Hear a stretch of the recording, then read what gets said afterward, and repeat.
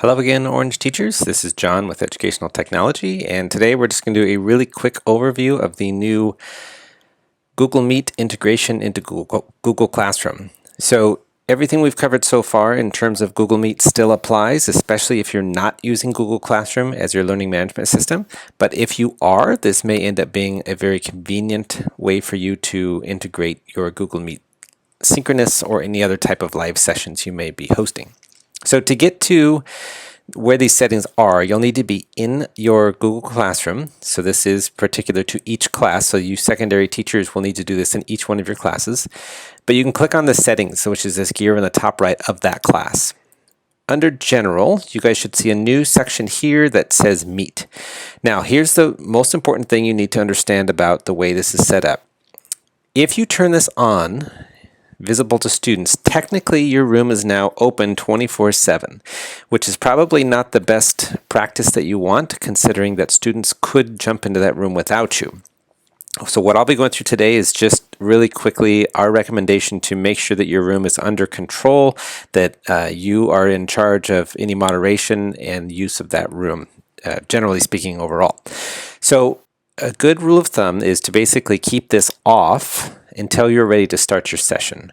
And if you know that you have a live session with students every single day at 10 o'clock or at 1 o'clock or whatever time it is, just get in the habit of turning this on once you're in the room or before that time so that you're the first person in the room.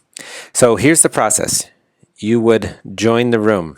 And I would recommend that you reset this code any and every single time so that there's no chance of students being able to jump in without you. So I would reset my code. I'm going to copy my code and join my code. Once you are in, that is when you could finally go in and actually turn it on for students. Now, when you make this visible to students and save, what that does is that it adds this icon at the top of your classwork tab that says Meet. So when a student clicks on this icon, they will now just go straight into your session. And that's pretty much it. Just remember, you want to make sure that you are the first person in the room. And the best way to do that is to join the room before you turn on the link. When you're done with your session, make sure that you're the last person in the room. If you have anybody outstanding in the room, you can click on them and remove them manually. But again, make sure you're the last person in the room. Go back into your EdTech class settings. I'm sorry, not EdTech, your class settings.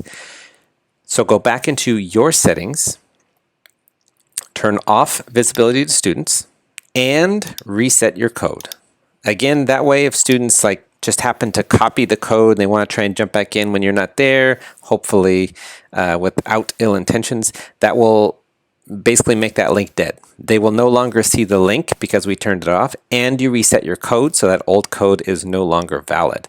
So again, best rules of thumb, make sure that you are the first person in the room and the last to leave, and make sure that you reset your code pretty much every time you start or finish a session. And that's it for today. Good luck out there, and remember, you cannot be an analog teacher in a digital world.